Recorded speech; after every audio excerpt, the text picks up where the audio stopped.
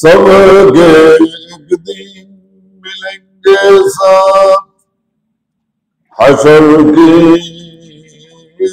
बाजार में सब खरीद लेगा मोहम्मद सामने अल्लाह का अल्लाहुम्मा सल्ली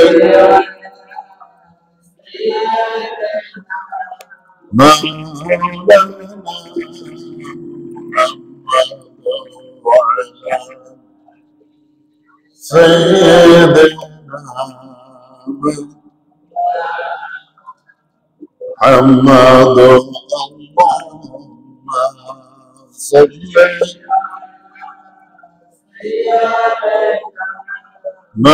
مولانا محمد وعلى سيدنا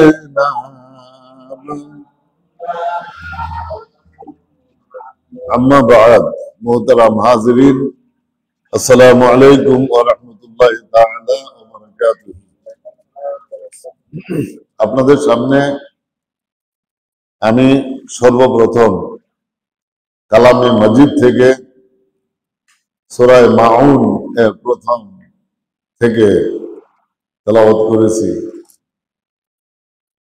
আল্লাহ সুবহানাহু ওয়া তাআলা ইরশাদ করেন আরাআইতাল্লাযী ইউকাযযিবু বিদ্দীন ফাযালিকাল্লাযী ইয়াদউল ইয়াতীম। মাওলায়ে কারীম ইরশাদ করেন আপনি দেখেছেন যে লোকটা এই শরীয়ত ব্যবস্থাকে অস্বীকার করে অসত্য বলে মনে করে এতিমকে গলা ধাক্কা দেয়, তাকে কি আপনি দেখেছেন? আল্লাহ সুবহানাহু ওয়া তাআলা ইরশাদ করেন নবী মুহাম্মদ সাল্লাল্লাহু আলাইহি ওয়াসাল্লামের প্রতি তার বিষয়ে অবহিত করেন ওয়ালা ইয়াহুদ্দু আলা তুআমিল মিসকিন, মিসকিনের খাবারের ব্যাপারে সে তোয়াক্কা করে না, কোনো পরোয়া করে না। ফাওয়াইলুল লিল মুসাল্লিন আল্লাযীনা হুম আন সালাতিহিম সাহুন আল্লাযীনা হুম ইউরাউনা ওয়া ইয়ামনাউনাল মাউন। এই শেষ কালাম আল্লাহ সুবহানাহু ওয়া তাআলা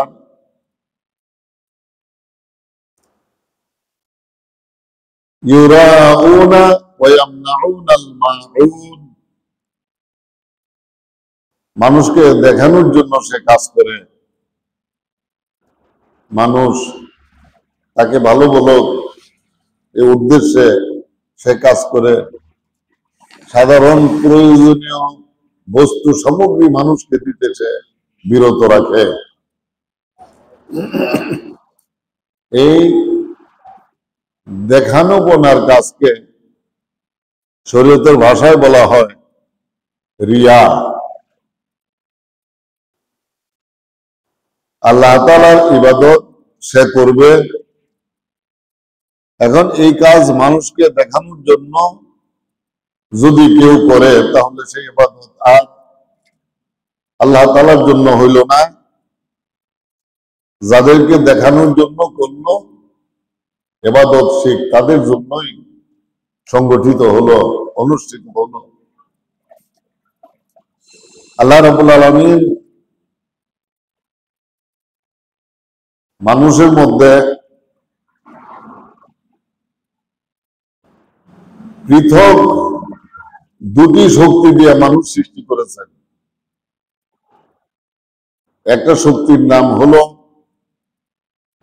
কুওয়াতে হাইওয়ানাত, আর একটা শক্তির নাম হলো কুওয়াতে মালাইকা। এই দুই শক্তির আকর্ষণ দুই দিকে।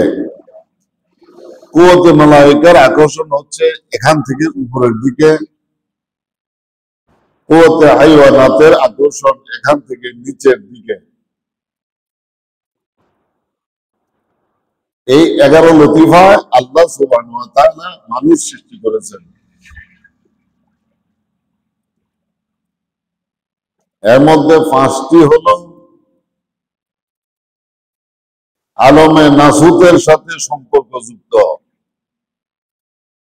আর 6টি লতিফা হলো আলমে আমরের সঙ্গে সম্পর্কযুক্ত। আলমে নাসুতের আকর্ষণ এখান থেকে নিচের দিকে, আলমে আমরের আকর্ষণ এখান থেকে উপরের দিকে।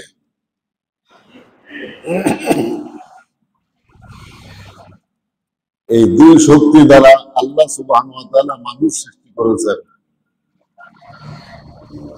আলমে নাসুতের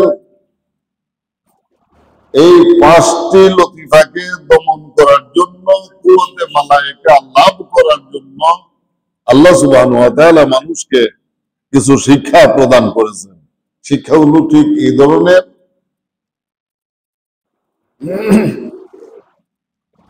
কুওয়াতে মালায়েকা লাভ করার জন্য বনি আদম 10টি বদভ্যাস ত্যাগ করতে হবে। 10টি বদভ্যাস যখন মানুষ নিজে থেকে ছেড়ে দিবে,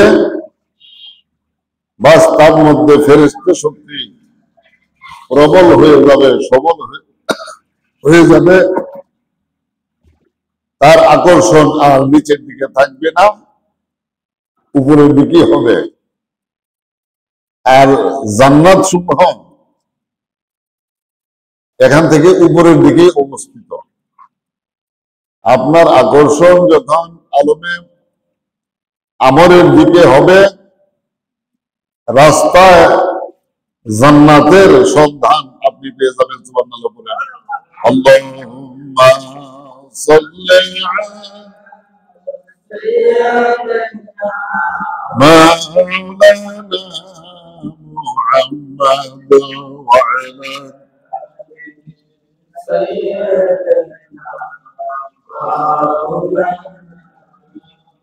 محمد اللهم صل مولانا محمد وعلى سيدنا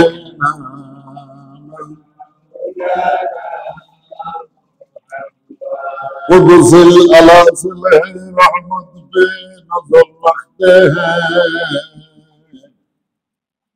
खाक से उड़ते हैं, दर्दों के गुजर रखते हैं। सल्लल्लाहु अलैहि मुहम्मद सल्लल्लाहु अलैहि सल्लल्लाहु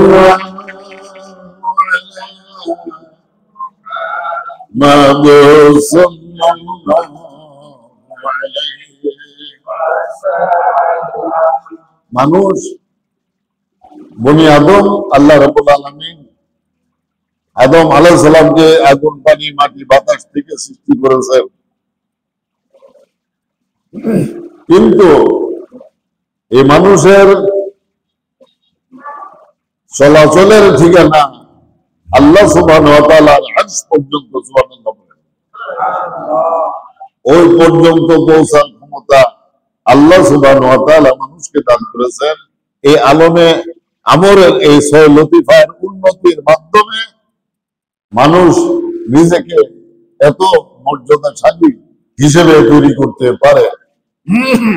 আলমে আমরের 6 লতিফার মর্যাদাকে যখন বৃদ্ধি করা হবে, আপনি যখন আলমে আমরের দিকে যেতে থাকবেন, রাস্তার মধ্যে আপনার জান্নাত সমূহ পথের মধ্যে পড়বে। শেষ সীমানা কিন্তু জান্নাত নয়, এরপরে আরো ঠিকানা রয়েছে।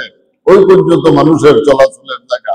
আল্লাহুম্মা সাল্লি مولانا محمد وعلى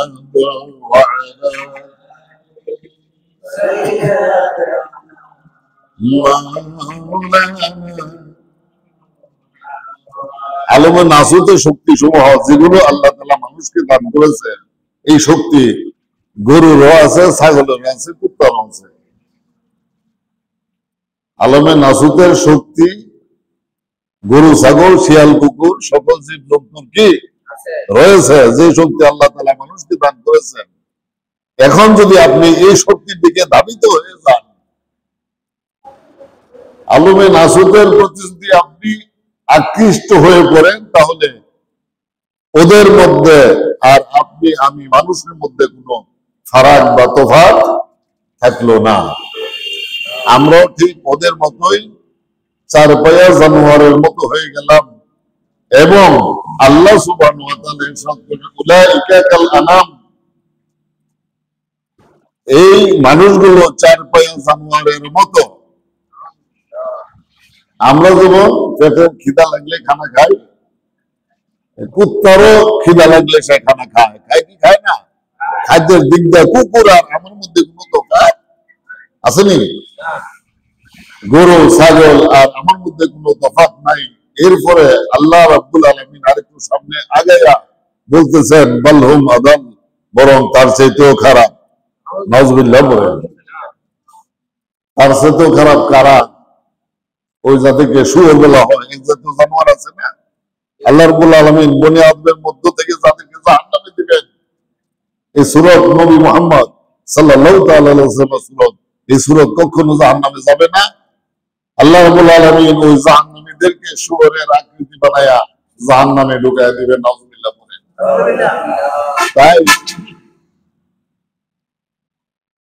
আল্লাহ রাব্বুল আলামিন ইরশাদ করেন, ওমা খালাকতুল জিন্না ওয়াল ইনসা ইল্লা লিয়াবুদুন, মানুষ আর জিন জাতিকে আমি সৃষ্টি করেছি একমাত্র আমার গোলামি করার জন্য, আমার ইবাদত করার জন্য, আমার দাসত্ব করার জন্য। যদি আপনি আল্লাহ তাআলা রব্বুল আলামিনের দাসত্ব করতে চান, এই 10টি বদ অভ্যাস ত্যাগ করতে হবে। আলমে আমরের মর্যাদা আপনার বৃদ্ধি পাইতে থাকবে। তখন আপনার মধ্যে ফেরেশতার স্বভাব আপনার মধ্যে এসে যাবে। এগুলো হচ্ছে 1 নম্বর রিয়া, 2 নম্বর কেবরে, 3 নম্বর কেজবে, 4 নম্বর হাসাদ, 5 নম্বর বুগজ, 6 নম্বর গজব। এইগুলো এইভাবে 10 পর্যন্ত। গুরুর বকুল হেলছে গীবত, রাগ গুসা, রাগ গুসার কারণে মারামারি করা, আরেকজনকে আঘাত দেওয়া, কষ্ট দেওয়া, এবং নিজের বড়ত্বের জাহির করা, আমি সকলের বড়, আমার মতো আর কেউ নাই। এরপরে লোভ করা, অন্যের সম্পদের প্রতি লালচ করা, লোভ করা। সর্বশ্রেষ্ঠ হচ্ছে মানুষের গীবত করা। এই 10টা বদ অভ্যাস যাদের মধ্যে রয়েছে, এই সমস্ত মানুষের মধ্যে আলমে নাসুতের প্রভাব সবল আকারে রয়েছে। এই বদ অভ্যাস সমূহ যারা ছেড়ে দিতে পেরেছে, আল্লাহ রাব্বুল আলামিন তাদের আলমে আমরের প্রভাব তাদের মধ্যে সবল করে দিয়েছেন। আর জান্নাত আল্লাহ রাব্বুল আলামিন ওই সকল লোকদের জন্যই নির্ধারণ করেছেন। যেমন ধরুন কুরবানি দেওয়া, এটা তো আল্লাহ তাআলার ইবাদত। কি কর, কুরবানি দেওয়া কি ইবাদত না? আপনি যদি 70,000 টাকা একটা গাই কিনে আনেন কুরবানি দেওয়ার জন্য, কিনা যাবে কি যাবে না?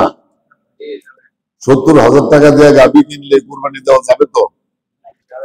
10 লক্ষ টাকা দিয়ে সে হাঁস কিনলো, 70,000 টাকার গাভীর মধ্যে যদি গোস্ত হয় আপনার 5 মণ, ওই 10 লক্ষ টাকার সারের মধ্যে গোস্ত 7 মণের বেশি হবে না। টাকা কত বেশি লাগলো? সে মানুষকে দেখানোর জন্য যে দেখো আমি কত বড় জানোয়ার কুরবানি দিতেছি, তাই এই কুরবানি তাকে আলমে নাসুতের প্রভাব মুক্ত করতে পারবে না। যে কুরবানি আল্লাহ তাআলার জন্য আপনি প্রদান করেছেন, এটাই হবে আপনাকে আলমে আমরের মর্যাদা বৃদ্ধির উপায়। নামাজের সময় হলো, আসলে নামাজের অভ্যাস নাই, টুপি পকেটে আছে, বাজারে গেল, আজান হইল, সমস্ত মানুষ মসজিদে যায়, এইবার আমিও যদি না যাই তাহলে মানুষ কি বলবে, আমাকে খারাপ বলবে, মন্দ বলবে। তাই তিনি মসজিদে চলে গেলেন নামাজের জন্য। বাড়িতে যাওয়ার পরে যখন এশার নামাজ ওয়াক্ত হইল, তখন তো আর সাথে কেউ নাই, দরকার নাই, খাওয়া দাওয়া করে তিনি শুয়ে পড়লেন। এগুলোর নাম হচ্ছে রিয়া। এই অভ্যাস ছেড়ে দিতে হবে। আপনি আল্লাহ রাব্বুল আলামিনের হুকুম পালন করবেন আল্লাহ রাব্বুল আলামিনকে খুশি করার জন্য, আল্লাহর বান্দাকে খুশি করার জন্য নয়। কেবরে নিজের বড়ত্বের জাহির করা, যে আমি সকলের বড়, আমার মতো বড় ইবাদত গুজার আল্লাহর সৃষ্টির মধ্যে আর কেউ নাই, এগুলো হিংসা, হাসাদ। আমার হুজুর পাক সাল্লাল্লাহু তাআলা আলাইহি ওয়াসাল্লাম ইরশাদ করেন, ইন্নাল হাসাদা ইয়াকুলুল হাসানাতি কামা তাকুলুন নারুল হাতাব। অবশ্যই হিংসা মানুষের নেক আমল সমূহকে খেয়ে ফেলে। হিংসা মানুষের নেক আমলগুলোকে খেয়ে ফেলে, যেইভাবে কামা তাকুলুন নারুল হাতাব। হাতাব বলা হয় শুকনা কাঠকে। হাতাব মানে কি? শুকনা কাঠ। নারুন অর্থ আগুন, কামা অর্থ যেইভাবে, যেইভাবে আগুনে শুকনা কাঠ খায়, ঠিক ওইভাবে হিংসা মানুষের নেক আমলগুলোকে খেয়ে ফেলে। নাউযুবিল্লাহ পড়ে। হিংসা করা যাবে না। হিংসা থেকে নিজেকে রক্ষা করতে হবে। বুগজ, আল্লাহ রাসূল পাক সাল্লাল্লাহু আলাইহি ওয়াসাল্লাম ইরশাদ করেন, আল আহাব্বা লিল্লাহি ওয়া আবগাযা লিল্লাহি। সুবহানাল্লাহ বলেন। আল্লাহুম্মা সাল্লি আলা মাওলানা মুহাম্মাদ ওয়া আলা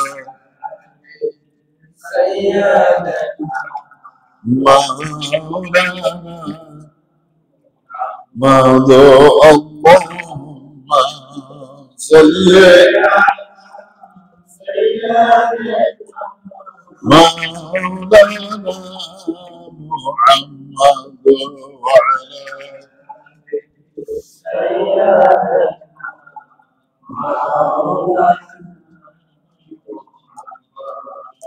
রাগ গুসাকে নিয়ন্ত্রণ করতে হবে। রাগ গুসা তো সকলেরই আছে, আছে না নাই? কিন্তু রাগ গুসা যার আছে, তিনি এই রাগ গুসার মালিক, না অন্য কেউ। আমার ভিতরে যে রাগ আছে, গুসা আছে, এটার মালিক কি হাফিজউদ্দিন? এটার মালিক কি জয়নাল আবদিন? কে এটার মালিক? কে এটার মালিক? আমি নিজে। আমার গুসার মালিক, আমার রাগের মালিক কি? আমি। তাহলে আমি যদি আমার গুসার মালিক হই, আমার এই গুসাকে কি আমি নিয়ন্ত্রণ করতে পারি না? পারার ক্ষমতা কি আমার আছে না? দুনিয়াতে এমন অনেক মানুষ আছে যে রাগ গুসার গোলাম। রাগ তাকে যা করতে বলে সে তাই করে। এবার রাগ উঠে গেল গা, দেখ ভাঙ্গিয়া ফেলাও, বাস আর কোনো কথা নাই। একটা মোড়া মাইরা কি দেখ ভাঙ্গিয়া ফেলাইছে, সে হলো রাগের গোলাম।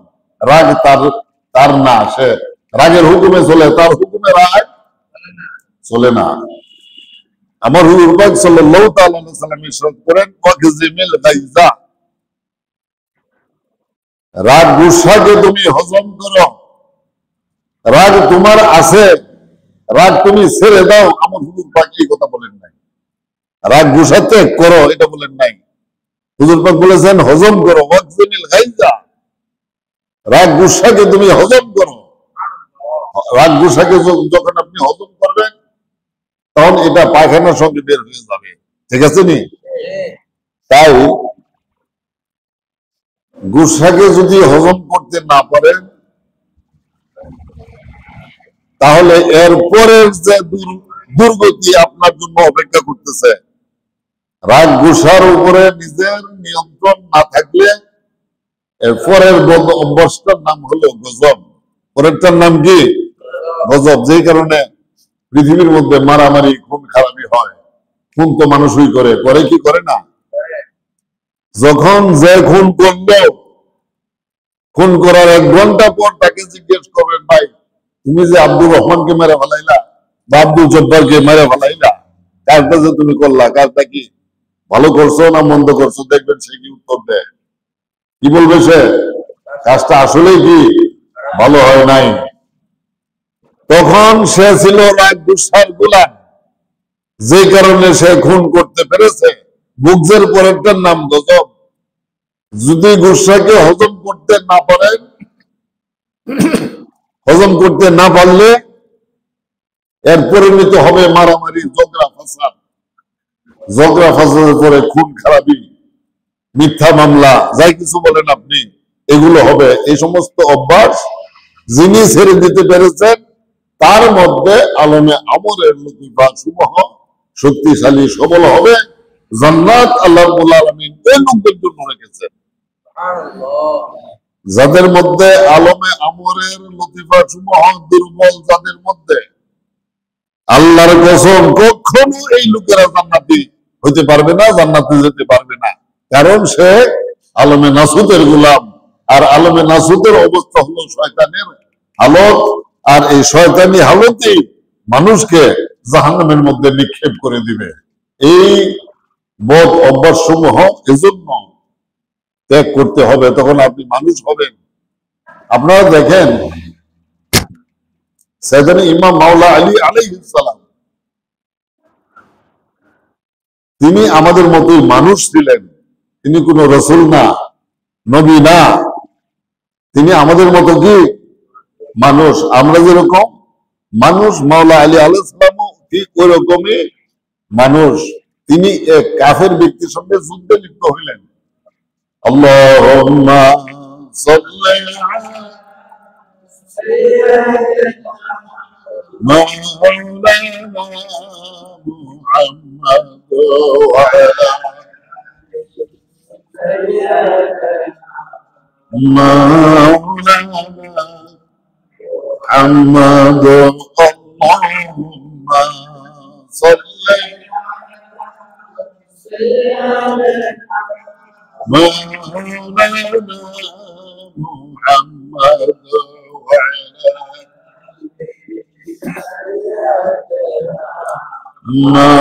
مولانا মাওলা আলী আলাইহিস সালাম, তিনি তার নিজের গুসাকে হজম করতে পেরেছিলেন। তাই যুদ্ধের ময়দানে এক লোক কাফের ব্যক্তি তাকে যখন অনেক কষ্ট দিল, যুদ্ধের ময়দানে এক পর্যায়ে সেই কাফের ব্যক্তিকে তিনি কাবু করে জমিনে ফেলে দিলেন। এবার তাকে হত্যা করে ফেলবেন। জমিনে পড়ে থাকা অবস্থায় কাফের লোকটা চিন্তা করলো, আমি তো একটু আগে আলীকে অনেক কষ্ট দিয়েছি, এইবার সে আমাকে মাটিতে ফেলে দিয়েছে। যদি সে ইচ্ছা করে যে কষ্ট তাকে আমি একটু আগে দিলাম, ওই কষ্টের প্রতিশোধ আমার থেকে আদায় করতে পারে। যেই জন্য এই লোক করলো কি, যে চিন্তা করলো আলী যেন আমাকে কোনো প্রকারের কষ্ট দিতে না পারে, আমি এই ব্যবস্থাটাই করব। সে জমিনে পড়ে থাকা অবস্থায় মাওলা আলী আলাইহিস সালামের মুখের মধ্যে থুতু দিয়া একেবারে মুখ সেরাবেরা করে ফেলাইলো। মুখের মধ্যে যদি আপনার কারো মুখের মধ্যে থুতু দেয়া দেয় কেউ, তখন আপনার কি গুসা উঠবে না উঠবে না? সে চিন্তা করছে এরকমই, যখন আমি তার মুখে থুতু দিয়ে দিব, সে আমাকে কষ্ট দেওয়ার সুযোগ পাবে না। সুযোগ পাবে না মানে কি, সঙ্গে সঙ্গে আমাকে সে হত্যা করে ফেলবে। আমার একটা কাজ যদি কাটতে দেয় আমার কষ্ট হবে, একটা চোখ যদি উঠায় ফেলায় কষ্ট হবে, একটা হাত কেটে ফেলায় কষ্ট হবে, মরবো না সহজে আমি। আর যখন আমি তার রাগ গুসা তুলে দিতে পারবাম, সঙ্গে সঙ্গে মেরে ফেলাইলে সে আমাকে কষ্ট দিতে পারবে না। এই চিন্তা করে সে মাওলা আলী আলাইহিস সালামের মুখমণ্ডলের মধ্যে থুতু দিয়ে দিল। মাওলা আলী আলাইহিস সালাম আস্তে করে এই কাফের লোকটাকে ছেড়ে দিলেন। ছেড়ে দিয়ে তিনি মুখ ধুইতে গেলেন। মুখ ধুইতে যাওয়া অবস্থায় কাফের ব্যক্তি তখন ভয়ে আতঙ্কিত হয়ে গেল যে কি ব্যাপার, কোনো কিছুই তো বুঝতে পারতেছি না। আমি তার মুখে থুতু দিলাম যাতে সে আমাকে তাড়াতাড়ি মেরে ফেলে, কষ্ট দেওয়ার সুযোগ না পায়। এখন এই থুতু দেওয়ার পরিবর্তে সে আমাকে না মেরে ছেড়ে দিল কেন, এই বিষয়টা তো তার কাছ থেকে আমার জানা দরকার। কাফের লোকটা এই চিন্তা করিয়া মাওলা আলী আলাইহিস সালাম যখন মুখ ধুইয়া ফিরে আসলেন, এইবার তাকে ধরবেন, তখন সে মাওলা আলীর সামনে এইভাবে দাঁড়াইল, করজুড়ে দাঁড়ায় গেল যে ভাই আলী, তুমি আমাকে মেরে ফেলাও, তাতে আমার কোনো আপত্তি নাই, কিন্তু আমাকে একটা কথা তুমি বলো, আমি তোমার মুখে থুতু দিলাম এজন্য যে তুমি আমাকে তাড়াতাড়ি মেরে ফেলবে, তোমার রাগ উঠে যাবে, কিন্তু পরিবর্তে তুমি কি করলা, আমাকে ছেড়ে দিলা। কেন ছেড়ে দিলা, ছেড়ে দেওয়ার কারণ কি? তখন মাওলা আলী তাকে বলতেছেন, তুই তো কাফের, তোদের তো কোনো আক্কল বুদ্ধি জ্ঞান বলতে কিছু নাই। আক্কল জ্ঞান যদি থাকতো তাহলে তুই কাফের হইতে পারতি না। আক্কল জ্ঞান যদি থাকতো তাহলে তুই নজদি সালাফি হইতে পারতে না। আক্কল জ্ঞান না থাকার কারণে এই সমস্ত লোকেরা শরীয়তের ভিতরে বিভিন্ন তরিকার সৃষ্টি করেছে। মাওলা আলী বলতেছেন, এখন যদি তুই আমার মুখে থুতু দেওয়ার পর আমি তোকে হত্যা করি, তাহলে এই হত্যা করা হবে আমার নিজের জন্য, আল্লাহ এবং আল্লাহ রাসূলের জন্য না। আল্লাহর কসম, আমি তোকে হত্যা করতে এসেছি আল্লাহ আর আল্লাহ রাসূলের জন্য, আমার জন্য আমি তোকে হত্যা করতে আসি নাই। মাওলা আলী আলাইহিস সালাম তাকে এই কথা বলে দেওয়ার পর সে এইভাবে করজোড়ে দাঁড়ায় থাকলো মাওলা আলীর সামনে। এইভাবে দাঁড়ানো অবস্থায় আর না থাইকা সে বসে পড়ে মাওলা আলী আলাইহিস সালামের কদম চুমো দিতে থাকলো আর বললো যে ভাই আলী, তুমি সঠিক আর আমি ভুল, আমাকে তুমি কলমা পড়ায় দাও। সুবহানাল্লাহ পড়েন। আল্লাহুম্মা সাল্লি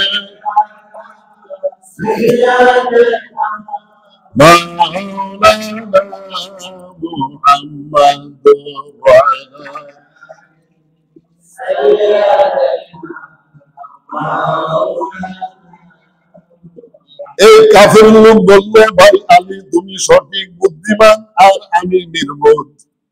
তুমি কি সঠিক এবং বুদ্ধিমান, যে কারণে তুমি নবী মুহাম্মদ সাল্লাল্লাহু আলাইহি ওয়াসাল্লামের কলমা পড়ে আল্লাহর ইবাদতে মশগুল হয়ে গেলে, আমি নির্বোধ, যে কারণে আমি মূর্তি পূজা করি, আকল না থাকার কারণে আমাকে তুমি কলমা পড়ায় দাও। দেখছেন মাওলা আলী নিজের রাগ গুসাকে কিভাবে হজম করেছেন। আমরা কি সেই আলীর তরিকার লোক না? কি কন, আমরা কি মাওলা আলী আলাইহিস সালামের তরিকার মানুষ? তাহলে আমাদের অভ্যাস, আমাদের চরিত্র মাওলা আলীর মতো হইতে হবে, তখন আমরা ভালো মানুষ হইতে পারবো। ভালো মানুষ আপনি হইয়া এরপরে নামাজ, রোজা, হজ, যাকাত, ওযু গোসল করুন, এর মাধ্যমে এখান থেকে বিদায় গ্রহণ করুন। আল্লাহ সুবহানাহু ওয়া তাআলা আমাদের সকলকে ঈমান গ্রহণ করে নিজের প্রতি নিজের নিয়ন্ত্রণকে রক্ষা করে নামাজ, রোজা, হজ, যাকাত, ওযু গোসল করে এখান থেকে বিদায় নেওয়ার তৌফিক সকলকে দান করুন। সকলে বলুন আমিন। ওয়া আখিরু দাওয়ানা আলহামদুলিল্লাহি রাব্বিল আলামিন। বারাকাল্লাহু লানা ওয়া লাকুম ওয়া নাফা'না ওয়া ইয়্যাকুম। যারা পরে আসছেন সুন্নাত পড়ে।